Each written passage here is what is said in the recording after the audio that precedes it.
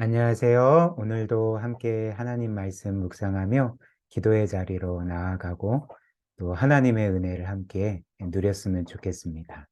오늘은 마태복음 15장 21절부터 28절까지의 말씀 통해서 믿음에 대해서 특별히 주께서 큰 믿음이라 여겨주시는 것이 무엇인지를 함께 살펴보도록 하겠습니다. 오늘 말씀을 보면 우리는 굉장히 낯선 예수님의 모습을 보게 됩니다. 제 말씀과 같이 어떤 한 가나안, 즉 이방 여인이 예수님께 나와서 귀신 들린 자신의 딸을 고쳐달라고 요청을 했습니다. 그런데 놀랍게도 예수님께서 이 여인의 청을 거절하셨던 거죠. 복음서를 보면 예수님께서 자신에게 은혜를 구하고 또 치료와 구원을 요청할 때 거절하신 적이 한 경우도 없었습니다. 누구든지 은혜를 구하면 은혜를 베푸시고 치료를 바라면 치료해 주시고 구원을 바라는 자를 구원해 주셨는데 이상하게도 오늘 이 이방 여인의 요청을 거절하셨던 거죠. 마태복음 15장 21절부터 24절 함께 보겠습니다. 예수께서 거기에서 떠나서 두로와 시돈 지방으로 가셨다. 마침 가나안 여자 한 사람이 그 지방에서 나와서 외쳐 말하였다. 다윗의 자손이신 주님, 나를 불쌍히 여겨 주십시오. 내 딸이 귀신이 들려 괴로워하고 있습니다. 이 여인의 간청에 예수님은 어떻게 반응하셨을까요? 23절, 24절 이어서 보면 그러나 예수께서는 한마디도 대답하지 않으셨다. 그때 제자들이 다가와서 예수께 간청하였다. 저 여자가 우리 뒤에서 외치고 있으니 그를 안심시켜서 떠나보내 주십시오. 예수께서 대답하셨다. 나는 오직 이스라엘의 집에 길을 잃은 양들에게 보내심을 받았을 따름이다. 예수님의 이 낯선 모습, 이 여인의 간청을 거절한 그 모습이 우리에겐 굉장히 낯설고 어색하게 다가오지 않습니까? 심지어 예수님은 거기에서 그치지 않고 이 여성에게 모욕적으로 들릴 만한 말씀까지 하셨던 거죠. 25절, 26절 보겠습니다. 그러나 그 여자는 나와서 예수께 무릎을 꿇고 간청하였다. 주님, 나를 도와주십시오. 예수께서 대답하셨다. 자녀들의 빵을 집어서 개들에게 던져주는 것은 옳지 않다.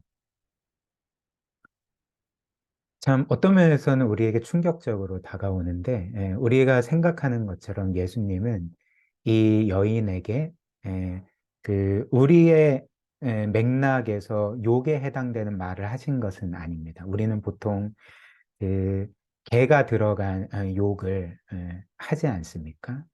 물론 뭐 저도 그렇고 여러분들도 그렇고 그런 욕설을 하진 않지만 어찌됐든 우리나라의 문화에서 그 개라는 단어가 들어간 욕을 하고 그 욕을 심한 욕으로 여기는데 예수님은 이런 욕을 하신 것은 아니었던 거죠. 왜냐하면 당시의 이스라엘 백성은 이스라엘 백성 이외의 이방인들을 그 비유적으로 표현하기를 이제 개라고 했습니다. 그래서 예수님도 어떤 면에서 이 보편적인 용어를 사용하신 것이었죠. 물론 이 개라는 말이 이방인에게는 모욕적인 것은 사실입니다. 그래서 예수님께서는 어떤 면에서는 이 여인에게 그 참 평소에 보여주시지 않은 그 굉장히 낯설고 충격적인 모습과 말씀을 그렇게 우리에게 드러내신 거죠. 또 이 여인에게 보이신 거죠. 그렇다면 이 가나안 여인은 그 예수님의 이런 말씀과 또 냉담한 거절에 어떻게 반응했을까요? 만약 우리가 이 여인이었다면 우리는 어떻게 반응했겠습니까? 아마도 크게 화를 내고 분노하며 항의했을 것입니다. 내가 어떻게 당신에게 어떤 면에서 이렇게 간절하게 요청을 하는데 단칼에 거절하고 어떻게 나를 개라고 할 수가 있는가? 이런 식으로 분노하며 항의하지 않았겠습니까? 또한 우리는 그때부터 안티 그리스도인이 되어서 예수님을 반대하는데 앞장섰을 것입니다. 그러나 오늘 본문 말씀에서 보이는 이 여인은 이제 그렇게 하지 않았던 거죠. 오히려 예수님의 이 냉담한 거절과 또 자신에게는 모욕처럼 들리는 그 말씀에도 불구하고 끝까지 주님의 은혜를 구했던 것입니다. 우리 27절과 28절 보겠습니다. 그 여자가 말하였다. 주님, 그렇습니다. 그러나 개들도 주인의 상에서 떨어지는 부스러기는 얻어먹습니다. 그제서야 예수께서 그 여자에게 말씀하셨다. 여자여, 참으로 너의 믿음이 크다. 너의 소원대로 되어라. 바로 그 시각에 그 여자의 딸이 나았다. 그렇다면 예수님은 왜 처음에는 이 여인의 간청을 냉정하게 거절하셨을까? 왜 이 여인을 그렇게 차갑게 대하셨을까? 왜 심지어 이 여인에게 모욕처럼 들릴 만한 말씀까지 하셨을까라는 거죠. 우리는 보통 이런 식으로 생각할 수 있을 것 같습니다. 아, 예수님께서 처음에는 이 여인의 딸을 고쳐주실 생각이 전혀 없으셨는데 이 여인의 계속되는 간청 때문에 이후의 생각을 바꾸신 거다. 전혀 그렇지 않습니다. 오히려 주님께서는 처음부터 이 여인의 딸을 고쳐주시기로 마음 먹으셨다는 거죠. 이 여인을 차갑게 대하고 또 단칼에 거절하시는 모습을 보여주셨지만 속마음은 이 여인을 긍휼히 여기고 이 여인의 딸을 고쳐주시고자 했다는 거죠. 이를 어떻게 알 수 있을까요? 두 가지 이유를 발견하게 되는데요. 첫 번째는 예수님께서는 오늘 말씀처럼 그분이 직접 이방인 지역이었던 두로와 시돈으로 들어가셨기 때문에 그렇습니다. 당시 유대인들은 이방인들을 혐오할 뿐만 아니라 이방인들과 접촉하면 이제 자신도 부정하게 된다고 생각했기 때문에 쉽게 이방인 지역으로 들어가지 않았습니다. 네, 예수님께서 이방인 지역으로 들어가셨다는 것은 어떤 목적을 가지고 들어가셨다는 것을 의미하는 거죠. 만약에 예수님께서 다른 유대인들처럼 이방인들을 개로 여기며 혐오하셨다면 애시당초 두로와 시돈으로 들어가지 않으셨을 것입니다. 그리고 우리가 다른 성경에서 보면 예수님은 이전에도 이방 사람들을 치료해 주시고 구원해 주셨다는 것입니다. 예를 들면 누가 있을까요? 우리가 잘 아는 우물가에 있던 사마리아 여인을 구원해 주시지 않았습니까? 또 이방인이었던 백부장의 종을 구원해 주시지 않았습니까? 그리고 우물가의 사마리아 여인을 구원해 주시고 그 사마리아 마을의 모든 이들에게 복음을 전해 주시고 또 그들을 구원해 주시지 않았습니까? 이런 것들을 생각할 때 주님은 이방인들을 결코 배격하신 분이 아니라 그들 또한 사랑하시고 긍휼히 여기셔서 구원해 주셨던 분이라는 거죠. 그 다음 두 번째로 우리가 29절 이후의 말씀을 보면 예수님은 이 사건 이후로 곧바로 수많은 이방인들을 만나시고 그들에게 복음을 전하시고 그들 중에 또 많은 병자들을 고쳐주시고 특별히 칠병이어의 기적으로 수많은 사람들을 먹여주셨습니다. 여기에서 우리가 깨닫게 되는 것 무엇입니까? 예수님은 유대인이나 이방인이나 차별 없이 그들을 은혜로 대하셨고 또 유대인들뿐만 아니라 이방인들인 우리를 위해서 십자가에 못 박혀 죽으심으로써 우리를 구원하셨다는 것입니다. 이렇듯이 예수님께서는 그 누구도 차별하시지 아니하시고 은혜를 동일하게 베풀어 주신다는 거죠. 그렇다면 이제 우리가 살펴볼 부분은 왜 예수님께서는 처음에는 이 여인의 간청을 거절하셨을까? 이 이유가 무엇이겠습니까? 본문에 직접적으로 나오지는 않지만 우리가 충분히 추론할 수 있는 바는 바로 예수님께서는 이 여인의 훌륭한 믿음을 밖으로 이끌어내어서 그것을 후대에까지 전하시기를 원하셨기 때문에 그렇습니다. 이것이 바로 이 사건이 성경에 기록된 이유이기도 하다는 거죠. 그렇다면 예수님께서 그 여인에게서 이끌어내기를 원하셨던 믿음, 또 우리에게 드러내시고 또 전하시길 원하셨던 그 여인의 믿음은 어떤 것이었습니까? 오늘 말씀을 보면 예수님은 그 여인에게 자녀의 빵을 집어서 배들에게 주는 것은 합당하지 않다라고 어떤 면에서 차갑게 거절하셨을 때 이 여인은 거기에서 포기하지 아니하고 뭐라고 말했습니까? 주님, 그렇습니다. 즉 저는 개입니다. 저는 자격이 없습니다. 그러나 개들도 주인의 상에서 떨어지는 부스러기를 얻어먹지 않습니까?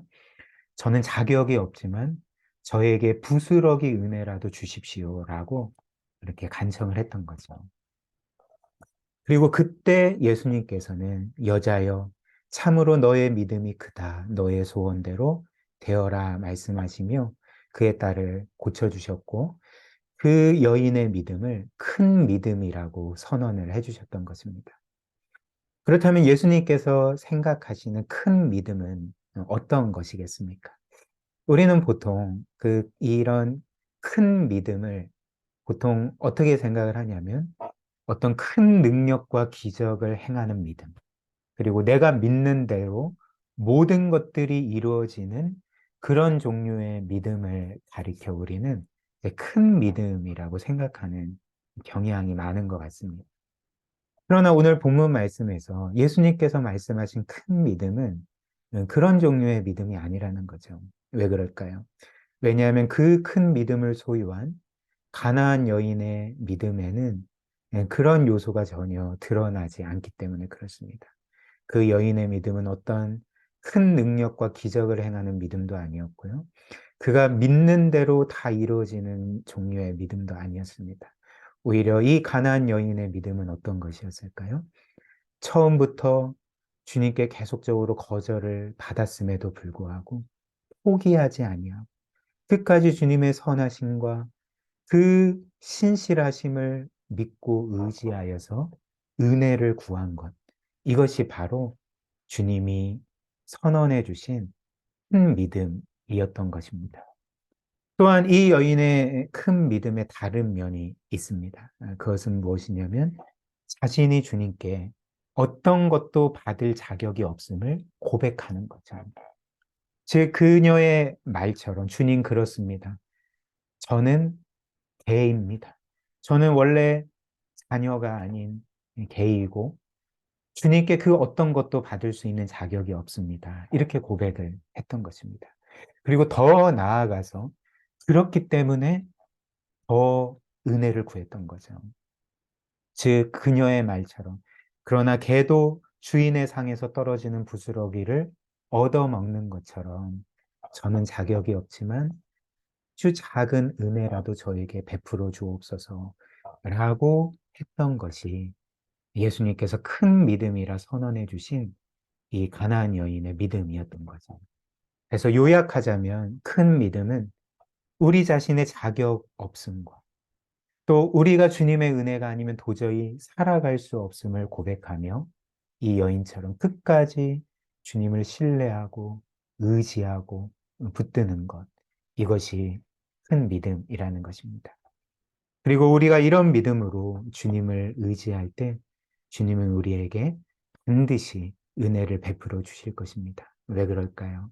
왜냐하면 은혜라는 것은 그 은혜의 정의가 오직 자격 없는 자가 하나님으로부터 값없이 받는 모든 것이기 때문에 그런 것이죠. 이처럼 하나님은 늘 자격 없는 자들에게 은혜를 베풀어 주십니다.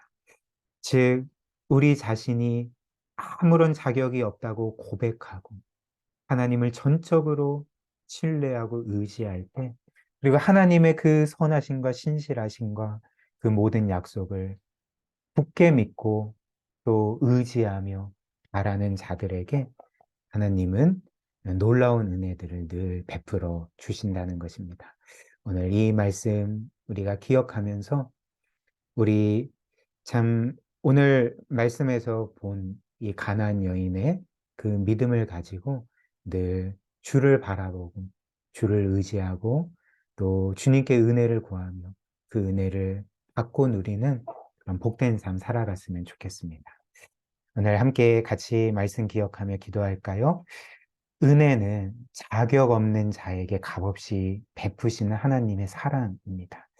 이것을 늘 기억하며 우리의 자격 없음을 고백하고 하나님의 그 은혜만을 바라보며 늘 은혜가 풍성한 삶을, 이런 믿음의 삶을 살아갈 수 있도록 우리를 도와달라고 함께 기도하고요. 그래서 우리가 값없이 받는 이 모든 것을 통해 하나님만을 찬양하고 하나님만을 영화롭게 하고 또 그 모든 은혜에 반응하여 하나님께 순종하는 삶을 살게 해달라고 우리 함께 말씀 기억하며 기도하도록 하겠습니다.